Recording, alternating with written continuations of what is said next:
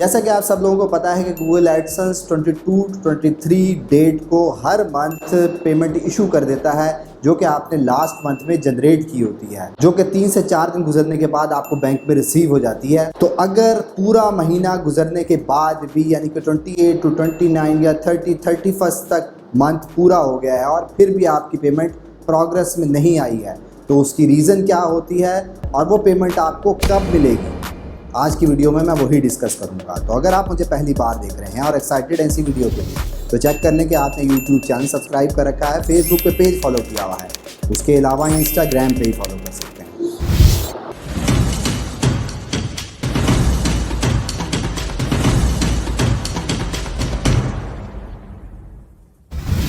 जी हाँ, मैं हूँ Oscar, digital marketer, project consultant and commercial blogger. मैंने पिछले दिनों अपने फेसबुक पेज पर एक पूल किया जिसमें मैंने लोगों के कुछ मसले देखे, जिसमें पूरा मंथ गुजरने के बाद भी उनको पेमेंट गूगल एडसेंस से रिसीव नहीं हो रही होती है। तो वो मुझसे जानना चाहते हैं कि इसकी रीज़न क्या होती है और ये पेमेंट हमें कब रिसीव होगी।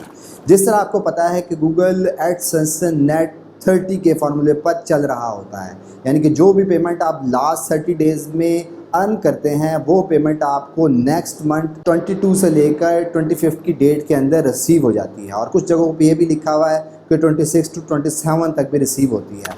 और मैंने खुद भी 30 तक पेमेंट रिसीव किया है, क्योंकि कभी कभार सिस्टम में डिले आ जाता है, क्योंकि ये सारी पेमेंट ऑटोमेटिक सिस्टम के थ्रू जनरेट हो रही होती है। तो जितनी पेमेंट आपकी लास्ट मंथ बनी होगी, अगर वो $100 से ज़्यादा होगी, तो नेक्स्ट मंथ 22 टू 23 के दरमियान प्रोग्रेस का स्टेटस शो करने लग जाती है आपकी इस पेमेंट हिस्ट्री पेज पे। तो पिछले कुछ महीनों से लोगों के मुझे मैसेज आ रहे थे कि हमें अपनी पेमेंट रिसीव नहीं हो रही है, पेमेंट प्रोग्रेस में भी नहीं आती है इन तमाम डेट्स में। तो इसकी रीज़न क्या हो सकती है? सबसे पहली बात यह है कि आपको अगर पेमेंट यहाँ रिसीव नहीं हो रही है, पेमेंट प्रोसेसिंग का ऑप्शन नहीं शो हो रहा है आपके पेमेंट इन्फॉर्मेशन पेज पर, और अगर 30 या 31 तक डेट आ चुकी है, तो फिर आप हेल्थ सेंटर में जाएंगे और वहाँ पर इस ऑप्शन को क्लिक करेंगे तो फिर आपके पास एडसेंस को कांटेक्ट करने की ऑप्शन आ जाएगी, जिसमें आप ईमेल के थ्रू और फ़ोन के थ्रू कांटेक्ट कर सकते हैं। अब जिस तरह एक केस में एक एडसेंस की पेमेंट नहीं आ रही थी, तो सिंपली यहाँ क्लिक किया गया तो और एडसेंस को बताया गया कि हमें पेमेंट रिसीव नहीं हो रही है, तो फिर ये ईमेल रिसीव हो गई जिसमें लिखा हुआ है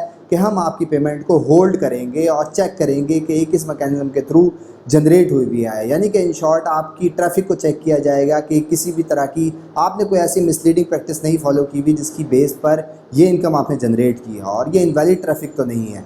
ये तमाम चीज़ें वो चेक करने के लिए कहता है और उसके बाद कहता है कि आपको इस पीरियड के अंदर अगर आपके उस ट्रैफिक के अंदर किसी भी किस्म का इशू नहीं होगा तो फिर आपकी पेमेंट रिलीज़ कर दी जाएगी, जो कि मोस्ट प्रोबेबली 15 डेज़ से लेकर 25 डेज़ के अंदर ऑटोमेटिक पेमेंट प्रोग्रेस में आ जाती है और रिलीज़ हो जाती है। अब जान लेते हैं कि इसकी पॉसिबल रीजंस क्या होती है। इसका कतई ताल्लुक अमाउंट से नहीं है कि अगर आप $100 रन कर रहे हैं या $5000 रन कर रहे हैं तो तभी आपकी अमाउंट होल्ड पे जाएगी। ये किसी भी अकाउंट के साथ हो सकता है। शर्त सिर्फ 2 केस हैं मेरे एक्सपीरियंस के मुताबिक जिसमें मैंने ये देखा है कि आपको इस सिनेरियो फेस करना पड़ता है। 2022 में ये सिनेरियो फेस किया गया, जिसकी most of the time reason ये थी, अगर आप सोशल ट्रैफिक स्पेसिफिकली फेसबुक पे ट्रैफिक यूज़ कर रहे होंगे तो फिर ये प्रॉब्लम इशू आ सकता है। पर फेसबुक की भी वो ट्रैफिक जो कि जेन्युइन ट्रैफिक के अलावा होगी, जिसको आप किसी भी और मैकेनिज्म से मिसलीडिंग प्रैक्टिसेस से डाइवर्ट कर रहे होंगे अपने ब्लॉग पर, तो फिर ये इशू आ सकता है। और अगर आपकी जेन्युइन ट्रैफिक होगी, साल से आपका ब्लॉग चल रहा है और रेगुलर अमाउंट में ट्रैफिक आ रही है, जेन्युइन सोर्सेज से आ रही है, वो नॉर्मल बिहेव करता है यूज़र,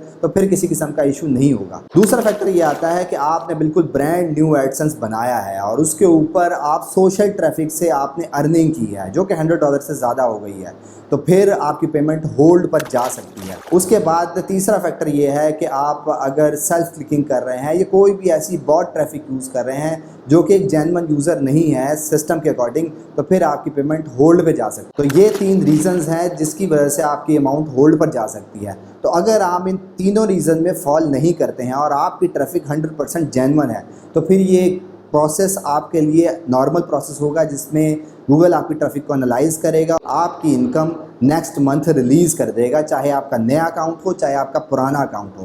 पुराने अकाउंट में जब आपकी इनकम डबल से ट्रिपल हो जाती है विद इन सिंगल मंथ, तो फिर ये फेज़ आता है। नए अकाउंट में किसी भी अमाउंट पे ये फेज आ सकता है। तो इसलिए आपको परेशान होने की ज़रूरत नहीं है। अगर आपने कोई भी गलती नहीं की होगी तो फिर आपकी पेमेंट ज़रूर मिलेगी, और अगर आप किसी भी किस्म की मिसलीडिंग प्रैक्टिस को फॉलो कर रहे होंगे तो फिर परेशान होने की ज़रूरत है। इस प्रोसेस के बाद आपका अकाउंट सस्पेंड भी कर सकता है अगर कहीं भी हाईलाइट हो गया कि आपकी ट्रैफिक ठीक नहीं थी, आप सेल्फ पिकिंग कर रहे थे या किसी भी और मॉडल को फॉलो कर रहे हैं। तो अगर ये तमाम बातें आपको अच्छी तरह समझ आ चुकी हैं तो फिर आप कमेंट में आर्बिट्राइट लिखना मत भूलिएगा। उसके अलावा अपने दोस्तों को टैग ज़रूर करें जो कि सेम इशू फेस कर रहे हैं। जाने से पहले ये ज़रूर चेक कर लें कि आपने यूट्यूब चैनल सब्सक्राइब कर रखा है, फेसबुक पे पेज फॉलो किया हुआ है, उसके अलावा इंस्टाग्राम पे ही फॉलो कर सकते हैं।